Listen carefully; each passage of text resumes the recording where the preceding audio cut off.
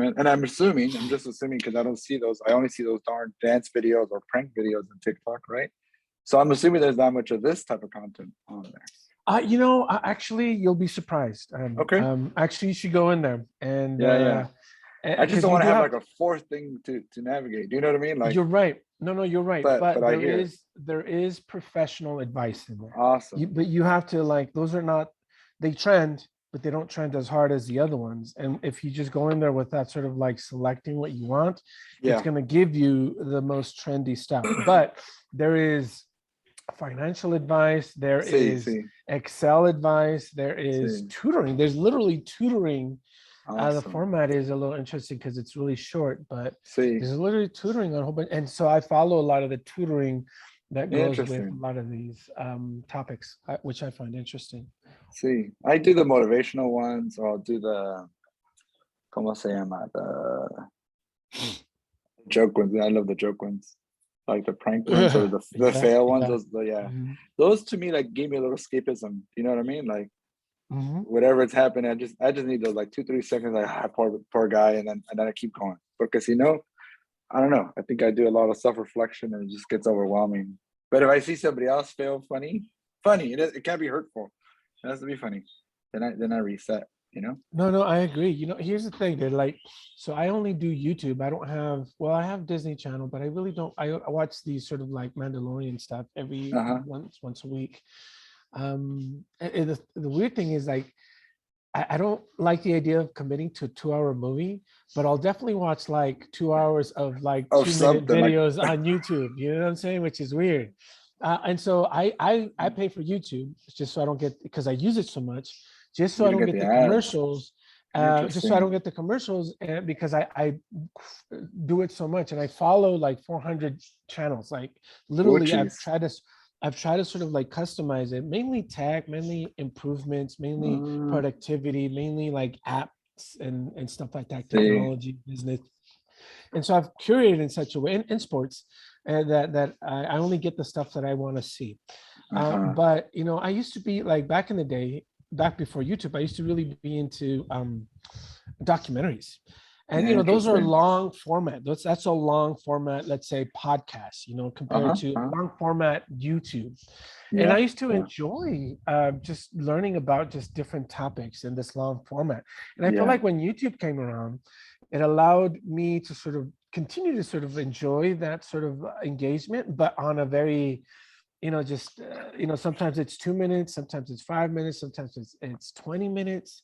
Yeah. But I continue to enjoy that sort of documentary explanation videos, productivity videos on just different topics, where I've learned Does it about matter the, if they're amateur, professional, like does that matter to you or you know, not that's a so good much like the question. production, right? Because the production is No, all over the place, but like the content of who is saying the message. yeah, no, that's a good point. I constantly have to um, filter who's saying what. You know what I'm saying? And Okay. and the reality is that if it interests me enough, I watch different people on the subject. Do you know what I'm Got saying? it. And just to create Hmm. some kind of consensus. Because you're Yeah. right. These YouTube creators aren't necessarily, and especially for us that come from academia and you understand the importance of being an expert in the field and Yeah. what that Yeah. implies. Um, I try to, and these, I try to sort of look at different content creators to see what the consensus is on a specific subject. And so Yeah. that's how and that doesn't necessarily address the issue in its totality, because, a lot of this stuff is like an echo chamber, Uh-huh. Uh-huh. but I feel like it gives me, just different perspectives on a certain thing. And I do follow, several institutes, several Okay. centers, academics and stuff like that, and various like news outlets as well, that Uh-huh. provide Uh-huh. um, some highlights on the subject. But I don't know. Yeah. I enjoy it. Yeah, that's the thing is that sometimes I'm like, I wonder if this is the algorithm feeding me again, right? Or the echo chamber effect, or is it I'm just more persuaded to this tone or this kind of it's the not watered down, but this I could think tone is a better word.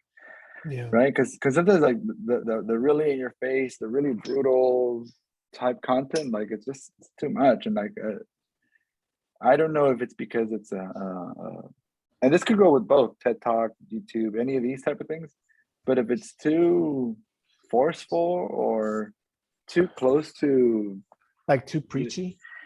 no, I mean even that's okay sometimes, but even like if it's too close to like traumatic stuff that I've gone through or that folks have Yeah. gone through, then I'm like, no, like I don't want to relive it in this format. You know, Yeah. No, no, no. I don't feel like there's a two-way communication. I think that's kind of what I was going to. I think with the amateur and professional, sometimes some folks are really great, like whatever preachers or could galvanize an idea or that, but Yeah.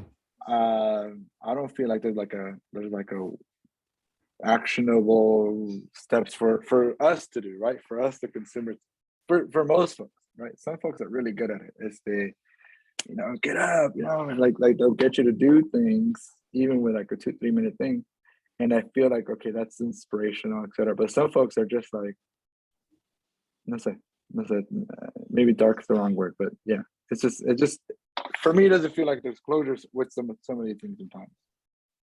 Are there podcasts that you listen to that you feel like that are helpful or that are productive? Um, I try to bounce around, and you know what's interesting that the informational ones, the ones that want to make me think, are usually outside of the U.S. Like they're usually from Mexico or some sort of Spain. Like I want to Mm, utilize my dual languages to understand what's going on. yeah. Because I don't know if that was my own doing, but I wonder if like that was me trying to filter off the common word that was happening here, or the common, let's say, tone or whatever here, and so some of those reflections type stuff that they're like Mexican or they're like from Spain or they're from this one person I'm following from Argentina, and it's just I like seeing another perspective of the same thing, right? Are these like political? Are these like No, they tend to be like if they either on the creative side or they tend to be on leadership side or they tend to be mm, on how people are progressing as individuals, like those type of self-help type things.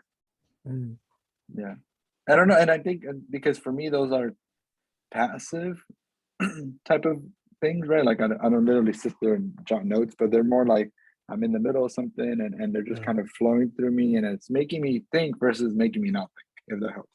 No, Right? for sure. I mean, I It's, actually, when I'm working out at the gym, I have like podcasts on, and so I'm like literally, processing this information, see, passively, but at the same time, I try to like, especially like specific quotes. I try to write specific quotes down. Like I send mm, myself an email with the mm, quote of the day or whatever, partly because I feel like it's super interesting, or I save them in case I want see, to sort of revisit them. And a lot of things, like a lot of these, like podcasts, like on different topics, they're interesting because these are the things that we're thinking about, but they're like framed and they're engaged in different ways, yeah, and yeah, sometimes within like specific disciplines like yeah, psychology or mhm, philosophy, and that just gives it a whole different sort of yeah, way to approach it. Like yeah, sometimes you have certain intuitions, and then you have an expert in the field that explains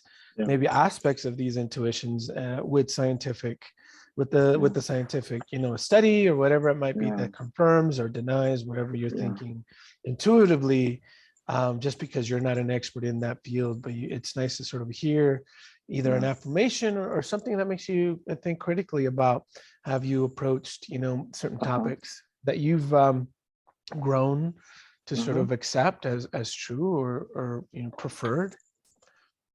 This reminds me a little while ago we were talking about like how do you find your mentors or how do you find those like folks that Mm, are going to guide you, and I think it's funny enough that you know there's so much at our disposal tech wise or media wise or whatever that sometimes I have found like a really interesting answer or approach to something via one of these podcasts, right, or via one of these like it's the you know accidental videos that I was watching that all of a sudden I was like, oh crap, like that. Putting that together makes sense, and it didn't have to be intentional. I think those are for me, those are the ones that are exciting when I'm obviously struggling with something in my head around work or profession or whatever. And then when I'm listening to somebody, even if it's not related to my field, but then all of a sudden I overcame this because I did A, B, and C, and I'm like, oh crap, okay, I could do a version of that, or oh, I Mhm, do that, and I guess mhm. I'm farther down along than I thought, and I think that's interesting when it happens that way. Like, a e mentor, right, or a tech mentor, without calling it that. No, I agree, and to a large extent, it just creates these parallels between the work that we're doing. A lot of times it's not necessarily the content, but the process in which they're thinking about a Yeah. certain thing that helps us sort of say, this is parallel to what I'm thinking within my own field. You know what I'm saying? Mm-hmm. And I can use this analogy, or I can use this sort See. of example to drive this point, See. because it also applies, and I think See. it's like we usually get that when we're around, other, like in school or in our Uh-huh. doctorate Uh-huh. programs and stuff like that, when you constantly sort of Yeah. engaging not only in in a book or a reading or a conversation, Yeah. but you're constantly sort of pushing different topics along. And so once you sort of get away from that, it's important to sort of continue to sort of like evolve, think about how to evolve your thoughts on Yeah. just different Yeah. subject, or on the subject that you've decided to sort of be an expert in, Yeah. and Yeah. have people that sort of provides that information for you, or continues to sort of help you grow within that field. Mm-hmm. Yeah. It's definitely more lately. It's been more of a learning tool than a like entertainment or escape tool, right? Even though there are times where I check out that funny one or stuff like that, but for the most part, if I'm about to teach something or about to go into some sort of project, right, I kind of do my own research on that way. And if it's visual and audio at the same time, it helps me get in the mindset so I could kind of project it forward. And, that helps.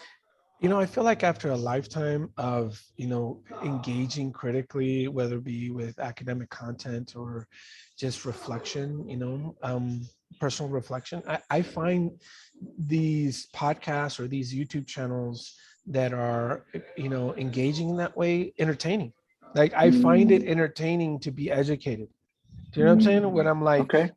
when I go into a video, it kind of like, I like the funny videos too. Like, I remember I grew up with, America's Funniest Videos. That was just like, the purest form of like, entertainment for me. I just loved it. And Yeah, every so often yeah, I go in there, and then, I feel like the internet is a variation of the funniest videos, just everybody's uploading their own video. But I've grown to find, going back to my comment about documentaries, I've grown to find educational videos entertaining, like where I'm constantly sort of learning something or entertained by learning something. And now it's kind of like edutainment. It's like, you're right, these aren't experts in the field, but they're introducing you to a topic, yeah, and I'm like, huh, yeah, that's interesting. yeah, Like, and yeah, and they provide, various graphics.